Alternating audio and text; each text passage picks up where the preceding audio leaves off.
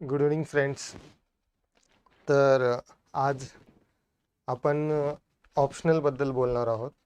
थोडासा लेट झाला आहे पण स्टील विल स्टार्ट. तर या जो सेशन मी आता सध्या घेणार आहे त्याच्यामध्ये आपली रूपरेखा काय असेल, म्हणजे कसं आपण प्रोसीड करणार आहे.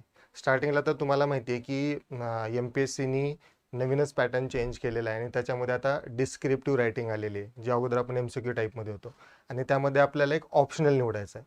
तर आता सध्या भरपूर मुलांना क्वेश्चन्स आहेत की ऑप्शनल कसा निवडायचा.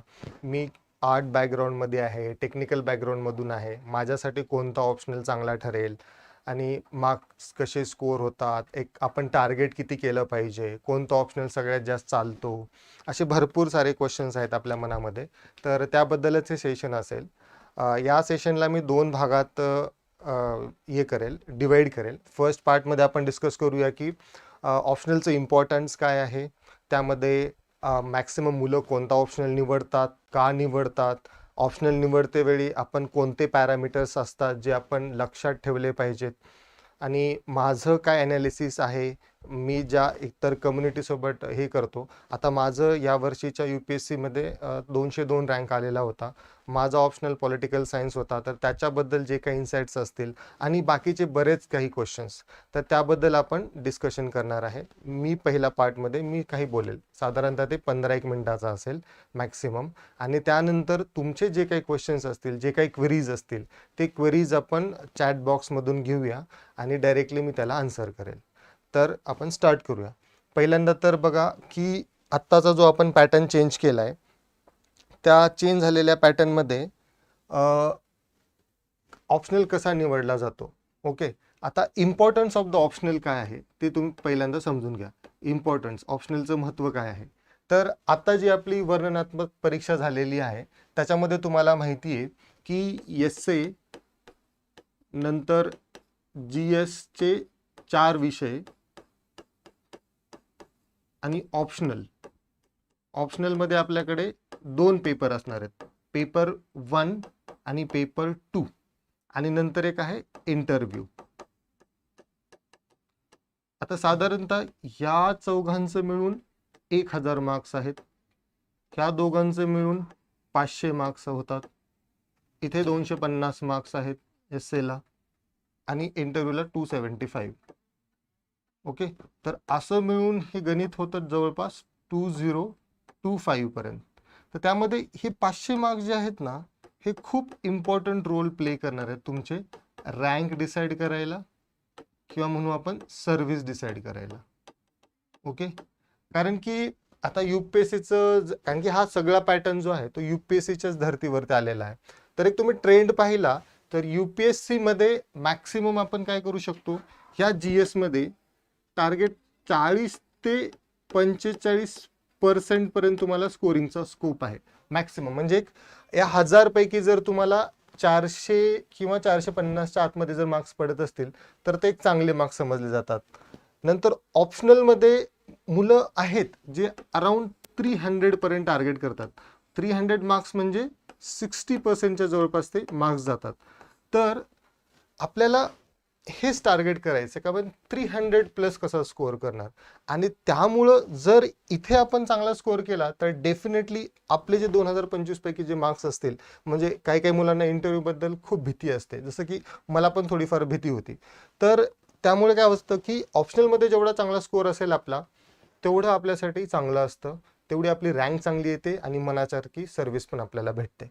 तर हा ऑप्शनल जो आहे, तर आपण पाहिलं की त्याचं इम्पॉर्टन्स काय आहे, म्हणजे जवळपास या 2025 मध्ये किती तो आपल्याला वेटेज देणार आहे आणि किती आपण त्याचा स्कोअर करू शकतो. ओके, तर आता आपण ऑप्शनल निवडायचा कसा. ओके,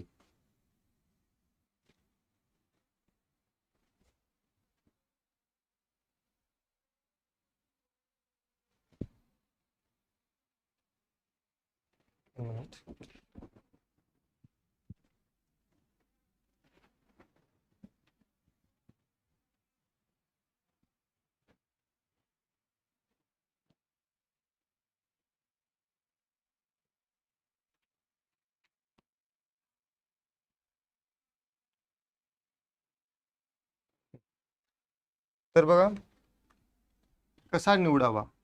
आता मी याच्यासाठी तुम्हाला 3 पॅरामीटर देईल, फर्स्ट, सेकंड आणि थर्ड.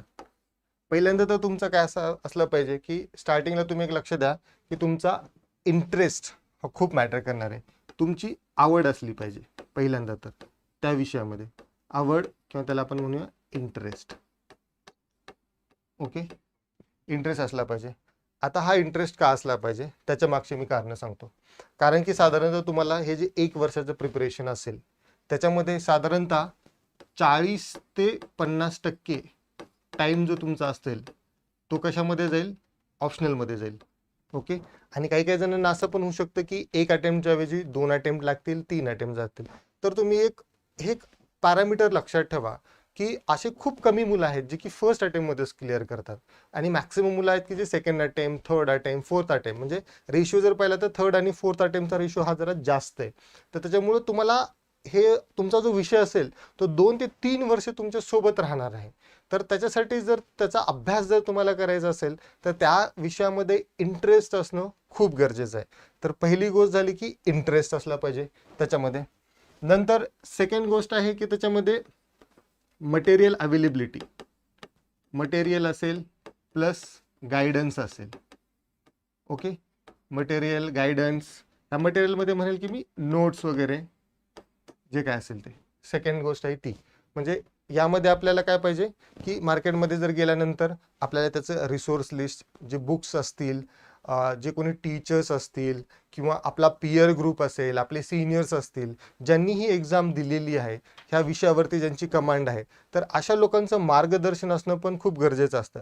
कारण की हे पहा, ही MPSC UPSC जी स्पर्धा परीक्षा आहे याची जर्नी थोडीशी मोठीशी असते आणि आपण भरपूर वेळेस काय होतो, एका मार्गावरून भटकण्याचा चान्सेस जरा जास्तच असतात आणि त्यावेळेस आपल्याला एक चांगला मार्गदर्शक असणं खूप गरजेचं आहे.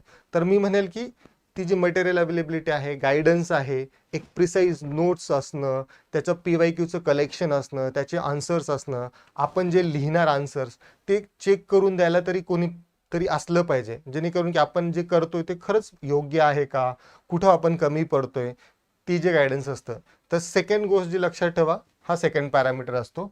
आणि थर्ड पॅरामीटर म्हणेल मी ओव्हरलॅप.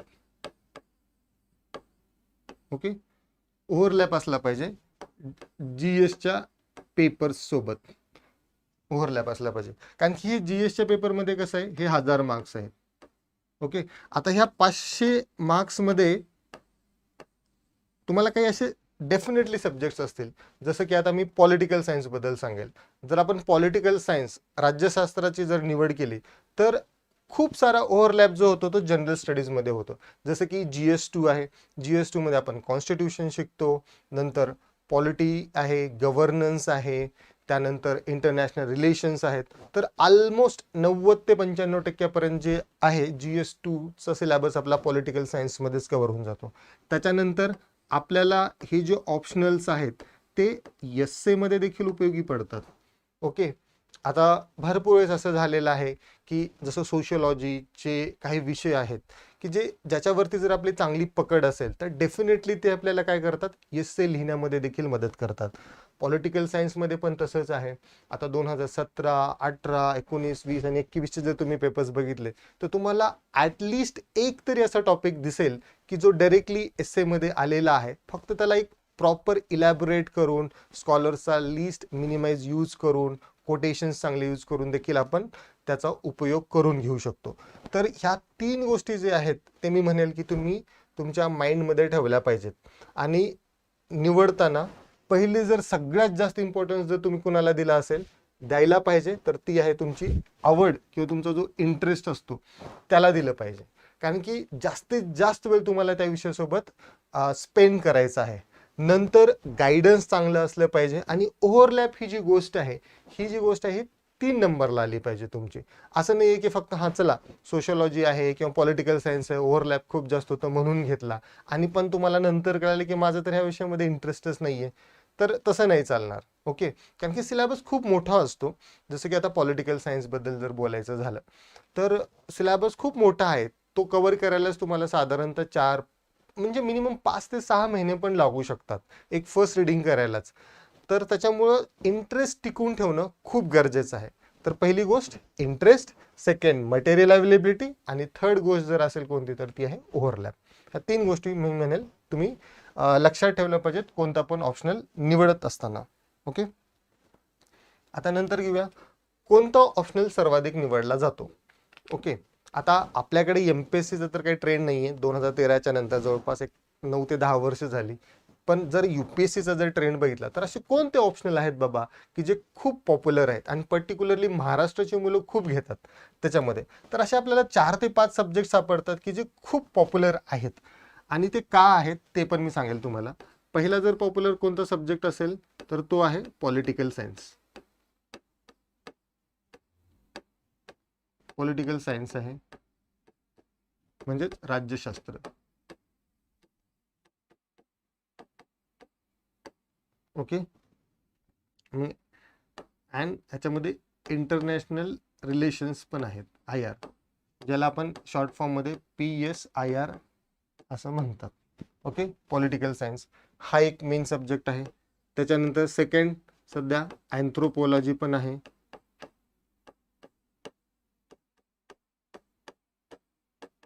ओके, थर्ड जर घेतलं सोशियोलॉजी पण आहे. नंतर हिस्ट्री पण खूप फेमस आहे, हिस्ट्री पण खूप मुलं घेतात, हिस्ट्री असेल. नंतर 5 नंबरला जर बघितलं जिओग्राफी पण आहे, खूप मुलांचा जिओग्राफी आहे. ओके, आणि नंतर लिटरेचर पण आहेत आपल्याकडे. लिटरेचरमध्ये मराठी लिटरेचर पण खूप मुलं घेतात, मराठी लिटरेचर आहे. आणि टेक्निकल बॅकग्राऊंडमध्ये जर पाहिलं तर तुमच्याकडे मॅथ्स आहे जो की खूप मुलं घेतात, मॅथ्स. नंतर सिव्हिल इंजिनिअरिंग आहे. ओके, नंतर ॲग्रिकल्चरचा पण विषय आहे. नंतर मेडिकल सायन्स. हे असे पण विषय आहेत जे की आपण घेऊ शकतो. म्हणजे तुम्ही इकॉनॉमी पण घेऊ शकता. नंतर खूप मुलं लॉ पण घेतात स्पेशलायझेशनमध्ये. तर यासारखे वेगवेगळे विषय साधारणतः 24 ते 25 विषय आपल्याला त्या सूचीमध्ये पण दिलेले आहेत. पण मोस्टली कोणती मुलं घेतात जास्त असा की सर्वाधिक जो निवडला जातो तर मी म्हणेल की पहिल्यांदा आहे पॉलिटिकल सायन्स, नंतर anthropology, sociology, history, geography, literature आणि टेक्निकल बॅकग्राऊंड जे मुलं असतील त्यांच्यासाठी maths, civil engineering, mechanical engineering, medical science, anthro वगैरे असे वेगवेगळे सब्जेक्ट्स आहेत.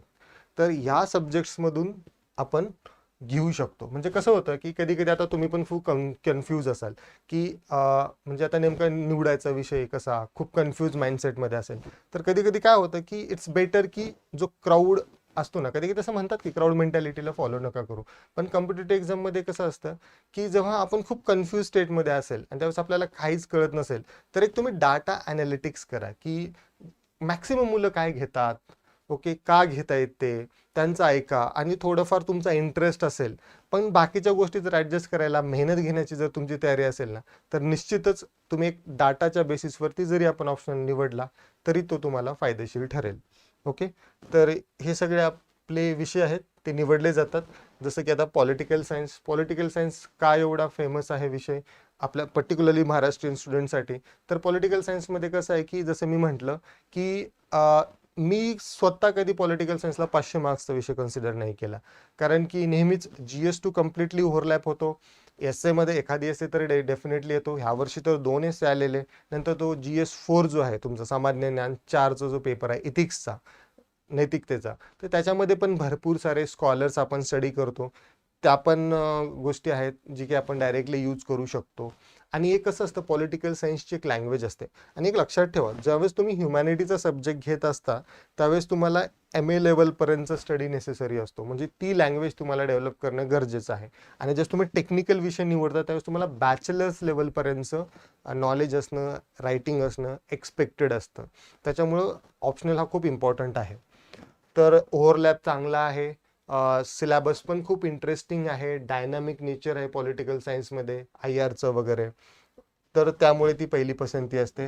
अँथ्रोपॉलॉजीमध्ये जर बघायचं झालं तर सिलेबस थोडाफार कम्पॅरेटिव्हली बाकीच्या ऑप्शनलपेक्षा थोडासा कमी सिलेबस आहे, लवकरात लवकर कंप्लीट होतो, आपण जास्तीत जास्त वेळेस त्या सब्जेक्टचे रिव्हिजन म्हणजेच उजळणी करू शकतो. आणि स्कोरिंग आहे, मागचे 3-4 वर्ष जर झालं बघितलं UPSC मध्ये पण अँथ्रोपोलॉजी घेणाऱ्यांची संख्या वाढत चाललेली आहे आणि तो पण एक इंटरेस्टिंग आहे subject. Sociology all time favourite आहे मुलांचा, कारण की सोशोलॉजीमध्ये आपल्या सोसायटीमध्ये ज्या काही गोष्टी घडतात ही तर एक खूप छोटीशी बाब आहे म्हणजे सांगायचं, पण त्याच्या इन डेप्थमध्ये खूप स्टडी आपल्याला करावी लागेल. तर त्या गोष्टी आहेत, म्हणजे आपण डेली लाईफमध्ये जे काही चाललंय ऑब्झर्वेशन आपलं चांगलं असेल तर निश्चितच आपण ते करंट अफेअर्सचे एक्झाम्पल्स वगैरे टाकून आपला स्कोअर वाढवण्याचा आपण प्रयत्न करू शकतो. त्याच्यामुळे हा पण एक चांगला विषय समजला जातो आणि त्याचं गायडन्स पण खूप सारं अवेलेबल आहे. हिस्ट्री पण तसंच, हिस्ट्रीचं पण गायडन्स अवेलेबल आहे. मटेरियल जर असेल, नंतर PYQचं मटेरियल असेल, देन टॉपर्सचं जे काही गायडन्स असेल ते आहे. बऱ्यापैकी GS1 मध्ये कधी कधी एखाद्या essay मध्ये पण आपल्याला हिस्ट्रीचा यूज होतो. नंतर इंटरव्ह्यू पण चांगलं एक डिस्कशन होतं इंटरव्ह्यूमध्ये पण. जिओग्राफी अगेन GS1 सामान्य ज्ञानचा जो पहिला पेपर आहे त्याच्यामध्ये साधारणतः एक 100 ते 150 मार्काचं डायरेक्टली जिओग्राफी तुम्हाला येऊ शकतं लिहिता. तुम्हाला GS1चा लोड थोडासा कमी होईल. एन्व्हायरमेंटल अँगल पण तिथे तुम्ही लिहू शकता, सोसायटल अँगल आणि भरपूर साऱ्या गोष्टी तुम्ही जिओग्राफिकल अँगलने बघितल्यानंतर त्या एक ऑप्शनलची आपल्याला निश्चितच मदत होते. लिटरेचर, लॉ ह्या पण गोष्टी आहेत. यांचा ओव्हरलॅप इतका जास्त म्हणता नाही येणार, बट डेफिनेटली सिलेबस कमी आहे, प्रिसाईज सिलेबस असल्यामुळे पण तिथे मदत होते. आता टेक्निकल विषयाचं जर पाहायचं झालं तर टेक्निकलमध्ये कसं आहे, आपल्याकडे मॅथ्स असेल. आता या दिवसामध्ये मॅथ्स घेणाऱ्यांची संख्या जी आहे ना ती वाढत चाललेली आहे. का? कारण की मॅथ्समध्ये कसं आहे, सिलेबस जरी मोठा असला पण त्याच्यामध्ये कसं आहे, ॲक्युरेसी आणि टू द पॉईंट जर आपण लिहिलं, जे विचारले ते जर आपल्या बरोबर असेल तर स्कोरिंग खूप होतं. म्हणजे there are so many peoples ज्यांनी 300+ पण याच्यामध्ये स्कोर केलेला आहे. पण त्याचं डिमेरिट एवढंच आहे की सिलेबस खूप मोठा आहे, तुम्हाला खूप टाइम कन्झ्युम करेल हा ऑप्शनल तुमचा. जवळपास जर 50% वेळ तुम्ही दुसरा ऑप्शनलला देत असाल तर मॅथ्स मे बी 60 to 70% तुमचा पर डे गेल, पण त्याचे रिटर्न्स पण तेवढेच आहेत. आणि कसं असतं, आता तुम्ही MPSC UPSC जर करत असेल तर काही काही मुलं असतात जी की फॉरेस्टची पण एक्झाम देतात. तर त्यामुळे ऑप्शनल निवडत असताना असा ऑप्शनल असा पाहिजे की जो फॉरेस्ट सर्व्हिसेसमध्ये पण तुम्हाला मदत करेल तिथं, कारण की त्या फॉरेस्टमध्ये तुम्हाला 2 ऑप्शनल निवडायचे आहेत. तर मॅथ्स हा डायरेक्टली तुम्हाला तिथे हेल्प करू शकतो. पण त्याचा एक डिमेरिट असा आहे की GS सोबत काही ओव्हरलॅप नाही म्हणता येणार याच्यामध्ये तुम्हाला, म्हणजे काही ओव्हरलॅप नाहीये. तर तो एक डिमेरिट असतो, कारण की तुम्ही तिकडे स्कोअर वाढवू शकता पण GS मध्ये तो थोडासा तुम्हाला पुल डाऊन करतो. अगेन सिव्हिल इंजिनिअरिंग किंवा medical science same thing. But जर तुमचा इंटरेस्ट असेल, जसं मी पहिल्यांदा सांगितलं, interest should be the first thing जे तुम्ही डिसाईड करताना लक्षात ठेवली पाहिजे. तर हे झालं की बाबा कोणता सब्जेक्ट आपण सर्वाधिक निवडला जातो, त्याची प्रायोरिटी काय. तुम्ही जर मला विचाराल की सर मी खूप कन्फ्यूज आहे, मला काही कळत नाही आहे, पण मला आता अभ्यास तर स्टार्ट करायचा आहे, मेहनत घेण्याची तयारी आहे माझी आणि पुढे जे काय होईल ते बघू आपण. तर त्यावेळेस मी म्हणेल की जर 3 सब्जेक्ट जर तुम्हाला निवडायचे असतील तर मी म्हणेल हे जे 3 आहेत ना, फर्स्ट पॉलिटिकल सायन्स, अँथ्रोपॉलॉजी आणि सोशोलॉजी, ह्या 3 मध्ये तुम्ही डोळे बंद करून निवडू शकता. कारण की मटेरियल भरपूर अवेलेबल आहे, ओव्हरलॅप चांगला आहे, इंटरेस्ट तुमचा डेव्हलप होत जाईल नंतर नंतर. आणि ज्यांना फॉरेस्ट पण टार्गेट करायचं असेल तर त्या लोकांनी हे टेक्निकल विषय ठेवू शकता, कारण की तुम्हाला फॉरेस्टमध्ये पण आणि बाकीच्या ठिकाणी पण तुम्हाला त्याची मदत होईल. तर हे झालं आपलं निवडीबद्दल की कोणता विषय आपण सगळ्यात जास्त निवडतो. त्याच्यानंतर आहे टेक्निकल बॅकग्राऊंड किंवा इतर पदवीधारकांनी ऑप्शनल निवडताना कोणती काळजी घ्यावी. आता पहा की आता खूप सारे मुलं असतात की जे इंजिनिअरिंग बॅकग्राऊंडमधून येतात किंवा लॉ बॅकग्राऊंडमधून, मेडिकल सायन्स बॅकग्राऊंडमधून येतात आणि त्यांना तसे सब्जेक्ट्स अवेलेबल पण आहेत, आयोगाने ठेवलेले आहेत. मग आपण ते निवडायचे का? जसं की आता माझं बॅकग्राऊंड, मी 2018चा पासआउट आहे, सिव्हिल इंजिनिअरिंग माझं बॅकग्राऊंड आहे. मग मी सिव्हिल इंजिनिअरिंग का नाही निवडलं आणि तो सब्जेक्ट होता तरी पण मी का नाही निवडलं, तर ते सांगेल मी. कारण की कसं असतं, टू बी व्हेरी फ्रँक, आपल्या सगळ्यांना माहिती आहे की आपण इंजिनिअरिंग कशी केलेली आहे. ओके, म्हणजे इतक्या डेप्थमध्ये जाऊन तेवढा ॲनालिटिकल अप्रोच असणं आणि तेवढा कव्हरेज असणं, कारण की टेक्निकलचं कसं असतं की स्प्रेड वास्ट सिलेबस आहे, खूप मोठा सिलेबस आहे आणि तो तेवढा लिमिटेड टाईममध्ये कव्हर होणं थोडंसं डिफिकल्ट जातं आपल्याला. जसं की मी तुम्हाला सांगेल, एक लक्षात ठेवा की ज्यावेळेस तुम्ही मेन्सचा पेपर लिहायला जाल ना, त्या पेपरमध्ये देखील कसं होतं की तुम्हाला जीएसचे पेपर झाल्याच्या नंतर ऑप्शनलमध्ये 5 दिवसाचा गॅप भेटतो. त्या 5 दिवसामध्ये पण ॲटलिस्ट तुमच्या 2 ते 3 रिव्हिजन्स झाल्या पाहिजेत. ओके, तर जेवढा तो तुमच्या सब्जेक्टवरती कमांड तुम्हाला आणता येईल, जेवढा छोटा असेल सब्जेक्ट आणि लागलीच तुम्हाला रिवाईज करता येईल, त्यावेळेस तुम्हाला त्याचा निश्चितच उपयोग होतो. आता टेक्निकल बॅकग्राऊंडसाठी 2 टाईपचे वेज आहेत आपल्याकडे. पहिल्यांदा तर टेक्निकल ऑप्शनल आहे. आता त्या टेक्निकल ऑप्शनलमध्ये काय आहे की जसं इंजिनिअरिंग बॅकग्राऊंडवाले आहेत. इंजिनिअरिंग बॅकग्राऊंडवाल्यांसाठी काय, सिव्हिलचा सब्जेक्ट आहे, मेकॅनिकल आहे, इलेक्ट्रिकल आहे. ओके, इलेक्ट्रिकल नंतर फिजिक्स घेऊ शकता, केमिस्ट्री घेऊ शकता तुम्ही, ॲग्री आहे, लॉ, मॅनेजमेंट, MBA वगैरे हे सब्जेक्ट झाले. तर अशी एक्झॉस्टिव्ह लिस्ट आहे. नंतर तुमच्याकडे मॅथ्स पण आहे. ओके, तर या सब्जेक्टबद्दल तुम्ही विचार केला तरी चालेल, कारण की इथं स्कोर होतो तुमचा निश्चितच. घेणाऱ्यांची संख्या पण दिवसेंदिवस वाढत चाललेली आहे, गायडन्स पण खूप चांगला आहे. पण तोच जो थर्ड फॅक्टर आहे आपला ओव्हरलॅपवाला, तिथे कुठेतरी तुम्ही कमी पडता. तर तो एक डिमेरिट म्हणता येईल. आणि दुसरा ऑप्शनल आहे आपल्याकडे टेक्निकल बॅकग्राऊंडवाल्यांसाठी आर्ट साईडचे विषय. जसं मी सांगितलं की PSIR असेल तुमचा, ओके, अँथ्रो असेल, अँथ्रो, नंतर सोशियोलॉजी असेल, ओके, सोशियोलॉजी, हिस्ट्री.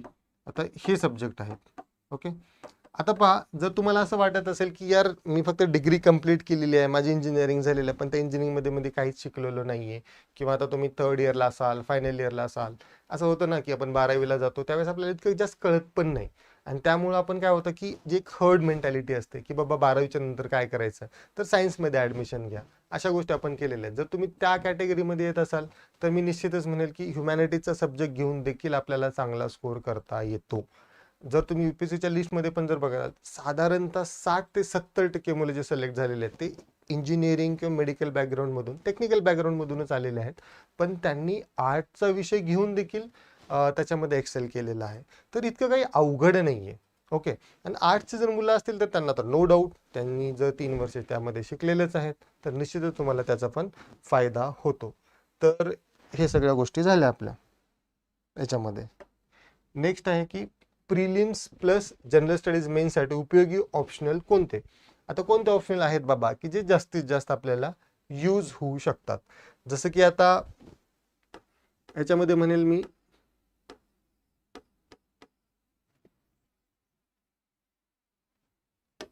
PSIR आहे तुमच्याकडे 1 नंबरला. दुसरा आहे तुमच्याकडे हिस्ट्री आहे. ओके, 3 जिओग्राफी आहे, 4 सोशो आहे. Okay, sociology. असे काही सब्जेक्ट आहेत की जे तुम्ही काय करू शकता, ऑप्शनलसाठी घेऊ शकता, जे की तुम्हाला प्रीमध्ये, मेन्समध्ये वगैरे पण यूज होतील. जसं की पॉलिटिकल सायन्स आहे, पॉलिटिक्सचे 3 ते 4 क्वेश्चन, IRचे 3 ते 4 क्वेश्चन ते तुम्हाला प्रिलिम्समध्ये पण उपयोगाला येतील. जिओग्राफी पण चांगला आहे, जिओग्राफीचे पण साधारणतः 7 ते 8 क्वेश्चन येतात. एन्व्हायरमेंटला कंबाईन केलं तर 15 ते 20 पर्यंत आकडा जातो. तर एक जिओग्राफीची एक फर्म अंडरस्टँडिंग पण तुम्हाला तिथं मदत करू शकते. सोशियोलॉजीमध्ये 2 ते 3 इतका काही नाही आहे, प्रीमध्ये नाही आहे, पण मेन्समध्ये खरंच त्याचा उपयोग जास्त आहे. हिस्ट्रीचं पण तसंच आहे. अँथ्रो असेल तो पण एक चांगला विषय आहे. मॅथ्स घेणाऱ्यांसाठी CSATमध्ये पण तुम्हाला चांगला यूज होऊ शकतो. पण मी म्हणेल प्रीचं जास्त नका ठेवू, मेन्सचं ठेवा. आणि ओव्हरलॅप हा क्रायटेरिया 3rd नंबरला ठेवला पाहिजे तुम्ही. इंटरेस्ट, गायडन्स आणि ओव्हरलॅप हा 3, जर आपण त्याची ट्रिनिटी बघितली तर हे 3 गोष्टी आहेत. तर इतकं आपण डिस्कस केलेलं आहे. मला एवढंच डिस्कस करायचं होतं. आता तुम्ही भरपूर सारे क्वेश्चन्स इथं आलेली आहे, तर त्याच्यामध्ये आपण ती लिस्ट बघूया आणि त्याच्यानंतर मी तुम्हाला जे काय असतील आन्सर्स वगैरे ते सांगेल. आणि आता सांगायचं झालं तर नंतर आता ऑप्शनल मी म्हणेल की तुम्ही लवकरात लवकर ऑप्शनलची निवड करा, कारण की 2023चा तुम्ही अटेम्प्ट देणार आहेत. आयोगाने पूर्णपणे परत एकदा नोटिफिकेशन देऊन सांगितलेलं आहे की हा पॅटर्न चेंज झालेला आहे आणि काही रुमर्सवरती तुम्ही विश्वास ठेवायचा नाही आहे. 1 वर्ष आहे असं तुम्हाला वाटेल खूप टाईम आहे, पण बिलीव्ह मी हा टाईम कसा वाऱ्यासारखा निघून जाईल तुम्हाला कळणार देखील नाही. लागलीच तुम्ही ऑप्शनलची निवड करा. कन्फ्यूज स्टेटमध्ये असतील तर जे जास्तीत जास्त लोक घेत आहेत तो ऑप्शनल तुम्ही निवडू शकता आणि मेहनतीची तयारी ठेवा. तर will move on to the questions now.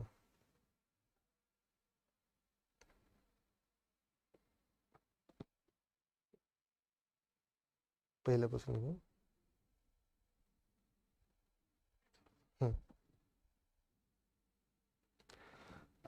Roshni Bansod मॅमने question विचारलं की बुक लिस्ट सांगा बरं सर.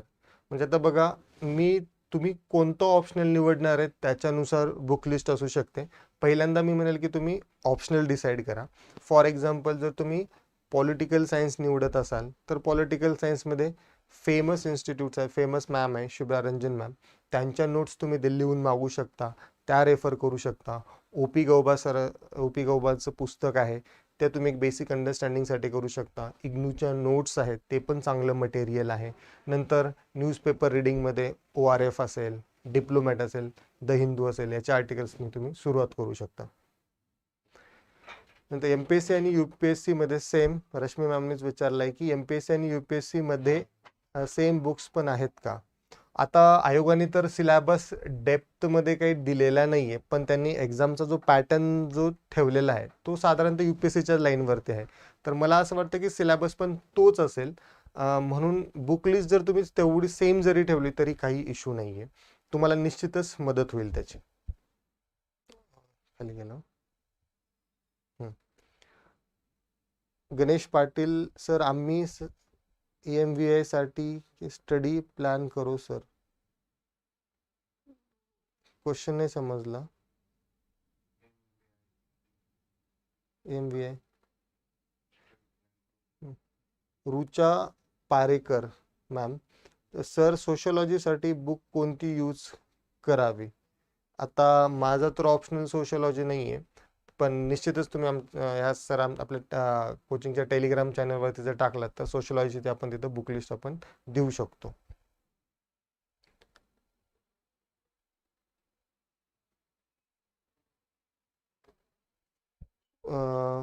पूजा मॅम आहेत की महाराष्ट्राचे बेस्ट क्लासेस कोणाचे आहेत.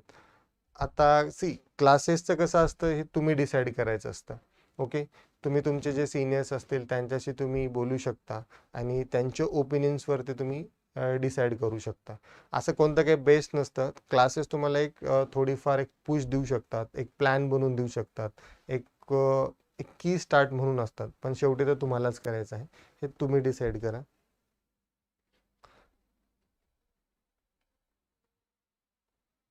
कमलेश उमने, फिलॉसॉफी कसा सब्जेक्ट कसा राहील. फिलॉसॉफी चांगला सब्जेक्ट आहे, कारण की आता एक गोष्ट त्याच्यामध्ये एस्से जर आपण पाहिले तर एस्सेमध्ये कसं आहे की फिलॉसॉफिकल एस्से येत चाललेत साधारणतः. तर काही फिलॉसॉफी तुम्हाला तिथे पण यूज करता येतील. एस्सेमध्ये तो स्कोरिंग सब्जेक्ट आहे. नंतर एक इनहरंट इंटरेस्ट पण तुमचा डेव्हलप होईल, तुमचा बघण्याचा जो दृष्टिकोन आहे. म्हणजे कसं आहे, ऑप्शनल तुम्ही निवडताना असं पण निवडा की यार आपल्या पर्सनॅलिटीमध्ये पण काहीतरी डेव्हलपमेंट झाली पाहिजे. आपण जे एक्झाम प्रिपेअर करण्याच्या अगोदर जी व्यक्ती होतो आणि त्याच्यानंतर जी व्यक्ती राहील त्याच्यामध्ये एक स्टार्क डिफरन्स आपल्याला दिसला पाहिजे. तर निश्चितच फिलॉसॉफी पण एक चांगला विषय आहे. गायडन्स पण चांगला अवेलेबल आहे, खूप मुलं घेतात पण. निश्चितच घ्यायला काही हरकत नाही जर तुमचा इंटरेस्ट असेल तर त्याच्यामध्ये.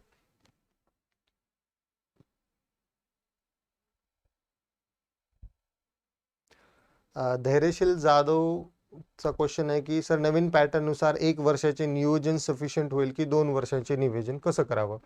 आता पहा, मी म्हणेल की 1 वर्षाचं नियोजन तुमचं चांगलं आहे. आता खूप मुलांचा हा प्रश्न आहे ना, तर 1 वर्षाचं नियोजन कसं असलं पाहिजे तुमचं, 1 इयरचं. ओके, साधारणतः तुमच्याकडे 12 मंथ्स असतात.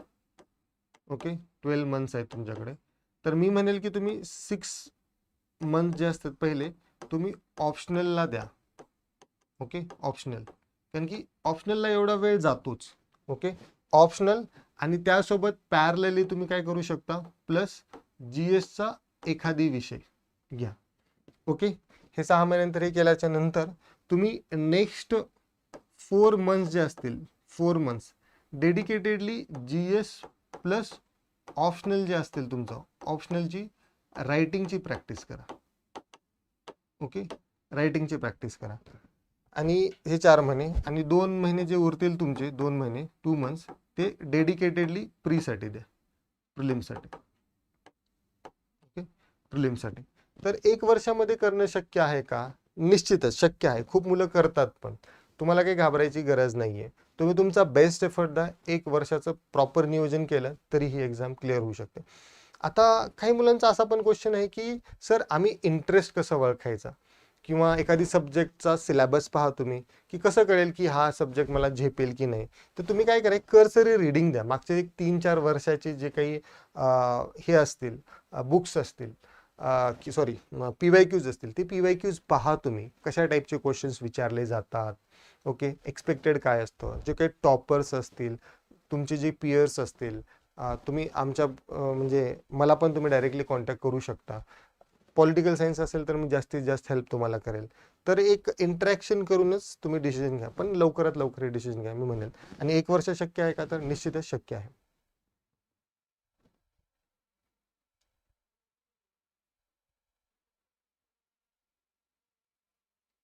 अनूप साखरे अँथ्रोपॉलॉजीसाठी तुमचे क्लासेस आहेत? सध्या तरी नाही आहे, म्हणजे मी काही क्लास घेत नाही कोणता.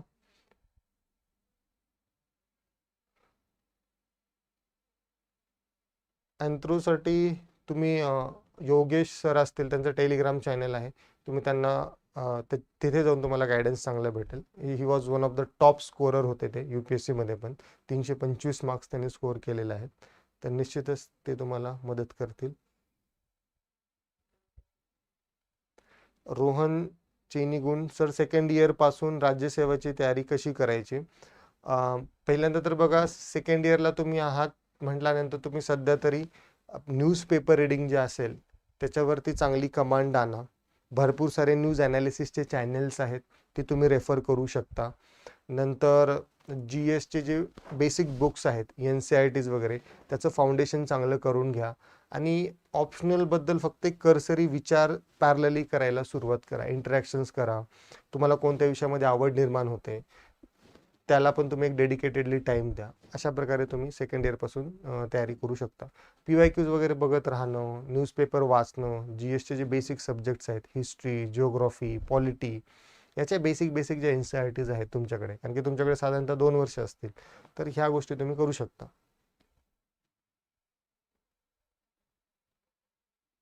योगेश साबळे, केमिस्ट्री सब्जेक्टसाठी मटेरियल अवेलेबल होईल का? डेफिनेटली मटेरियल अवेलेबल होईल. भरपूर मुलं आहेत जे केमिस्ट्रीचे घेतात. इथं मटेरियल अवेलेबल नसेल तर तुम्ही दिल्लीवरती पण मागू शकता. क्वेश्चन्स कसे विचारले जातात? क्वेश्चन्स एकदम म्हणजे BTech लेवल, बॅचलर्स लेवलपर्यंतचे क्वेश्चन असतील, डिरेक्ट क्वेश्चन असतात. तुम्हाला एक रेफरन्स जर तुम्हाला पाहायचं असेल की क्वेश्चन्स कसे विचारले जातात, तर तुम्ही UPSCच्या साईटवरती जाऊन PYQs, previous year question download करू शकता आणि पाहू शकता. साधारणतः 2 क्वेश्चन पेपर जरी तुम्ही डाउनलोड केले तरी तुम्हाला एक रफ आयडिया चांगली येऊन जाईल.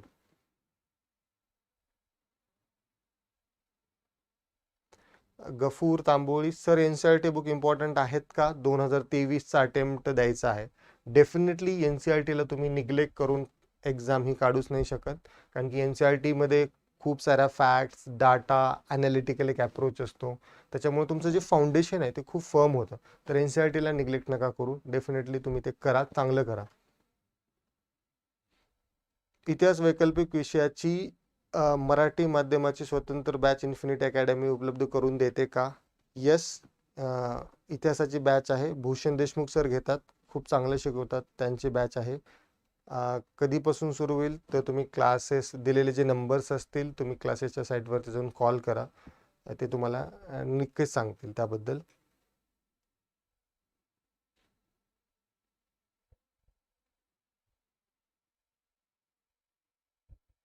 कोमल सवासे मॅमचा प्रश्न आहे की फर्स्ट इयरपासून कशी तयारी करायची? आता बघा, जर तुम्ही फर्स्ट इयरला असाल तर तुमच्याकडे साधारणतः 3 वर्ष आहेत. तर पहिल्यांदा तुम्ही, मी म्हणेल की फाउंडेशन तुमचं चांगलं करा. NCERTs वगैरे असतील ते चांगल्या वाचा, मॅक्सिमम रिव्हिजन करा. नंतर कोणता तरी एक न्यूजपेपर पकडा. मराठीवाला असेल तर लोकसत्ता चांगला पेपर आहे. इंग्लिशमध्ये इंडियन एक्सप्रेस असेल, द हिंदू असेल. नंतर गव्हर्नमेंटचे जे ऑफिशियल चॅनल्स आहेत, जसं की PIB आहे, राज्यसभाचे जे डिस्कशन्स होतात संसद TVवरती, ऑल इंडिया रेडिओचे डिस्कशन, ते ऐकण्याची सवय लावा.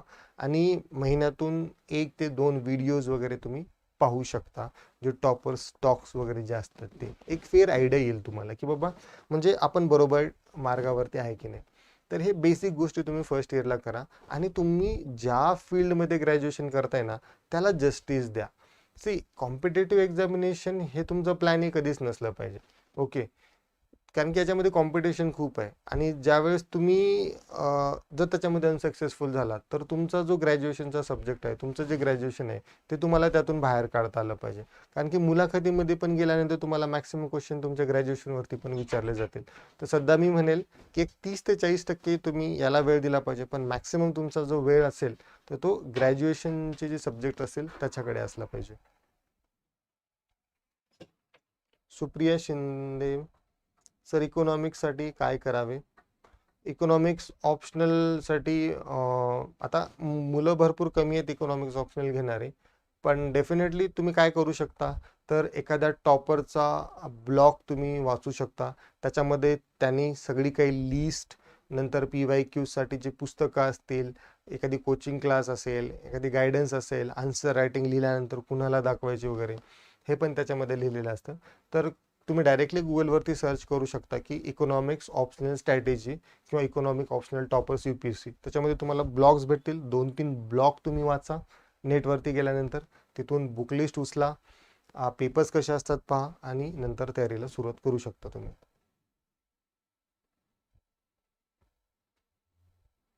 येस, इतकेच क्वेश्चन होते. तर आणखी जर काही क्वेश्चन्स असतील तुमचे तर तुम्ही इथे पोस्ट करू शकता. डेफिनेटली आपण नेक्स्ट सेशनमध्ये किंवा अकॅडमीच्या माध्यमातून ते आपण कव्हर करू. तर मी म्हणेल इथेच आपण थांबूया आज. एक मी असे गृहीत धरतो की तुम्हाला एक बेसिक एक फेअर आयडिया आली असेल की कसं प्रिपरेशन करायचं, ऑप्शनल कसा निवडायचा असतो, कोणते ऑप्शनल चालतात आणि कसं कसं हे करायचं असतं, या सगळ्या गोष्टी आहेत. धन्यवाद.